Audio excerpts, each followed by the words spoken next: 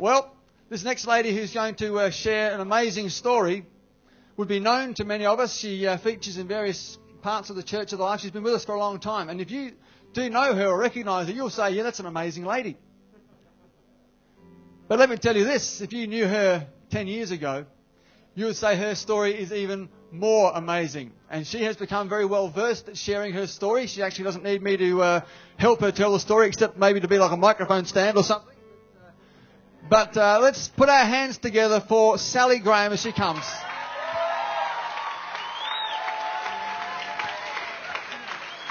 Thank you, Baz. Can I use this? Cool. Okay, thank you. Oh, there you go. For those of you who don't know me, my name is Sally Graham. I've got notes in case I'm nervous. Baz was allowed notes. I'm a counsellor. I'm just finishing the last bit of my degree this year. I'm the mother of 5 fantastic kids who are around here somewhere. Hi, guys, I love you. And they've heard this story before, so it's okay. I've been married for 3 years to a wonderful man. There he is. Hello, honey. He's a maths and science teacher. There you go. And we live in a very nice house in Parrot Hills with 1 cat and 1 goldfish.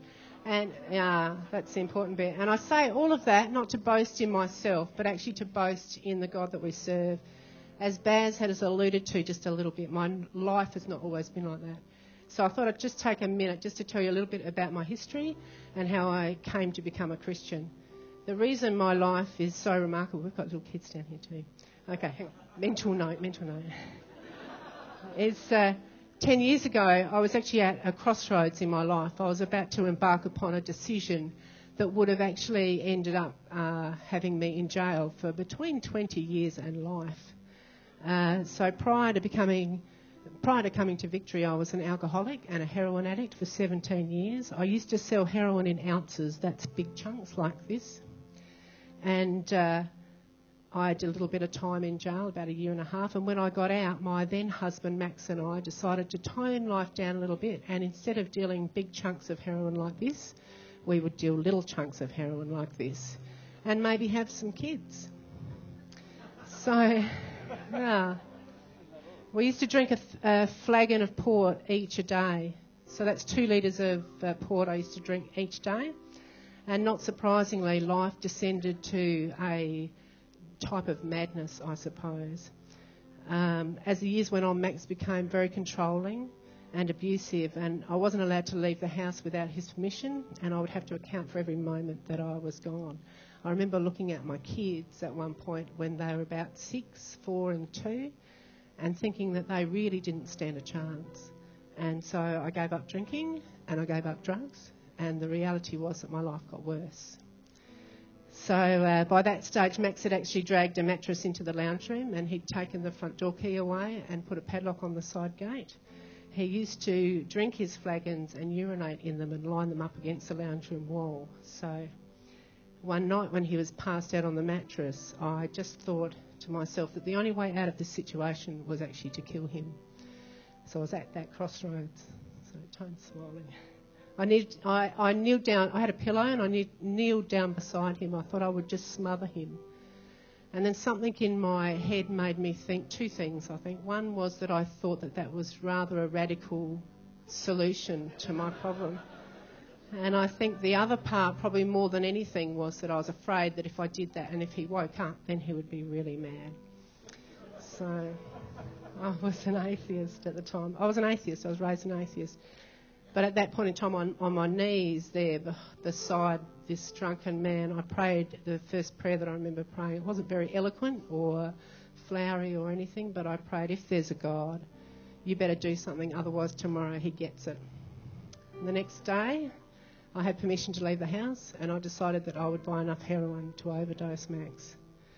I stopped at a service station on the way to get petrol, and there was actually a car broken down on the other side of the road, and I felt a drawing sensation in my spirit to go over and speak to this person who was broken down, but I was aware that I didn't have a lot of time, so I ignored it for a bit, but it wouldn't go away. And so eventually I went over. The man who was at the car was a man who I knew from the drug scene, and I hadn't seen him for ages, and he knew nothing about my situation.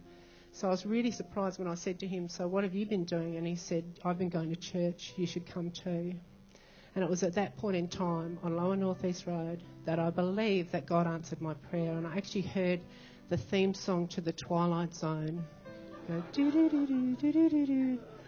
And I knew that God had answered my prayer. And not only had he answered it, but he'd done it in a way that I understood, that made sense to me. I went home and I told Max everything that had happened and everything that I was going to do to him. I went to church that Sunday and Max came the following week, and I heard the good news that God had forgiven me. And that seemed like a pretty good deal to me. That was actually 10 years ago, and life has never been the same. Max lived for 6 years after that point, even though because of his liver damage and whatnot, the doctors had actually given him 6 months. So he went on to be a part of our worship team. We had another child together, and he lived for 6 years after that. It wasn't always easy, but God is faithful. God is a God of redemption, and there is absolutely no issue that's too hard for him. His mercy gave me a totally new life, and now I have a new marriage, a real hope for my kids, and another baby. And so it goes on. That's all, no more babies. So there you go. I just want to say God's promises are the same for you. And my prayer is you don't need to descend to the depths that I did to know his love and his mercy. It is all around you. Thank you. Thanks, Sally. There she goes. She's so humble. She's off. What an amazing story. I tell you what, Sally, we salute you. It's been an adventure knowing Sally.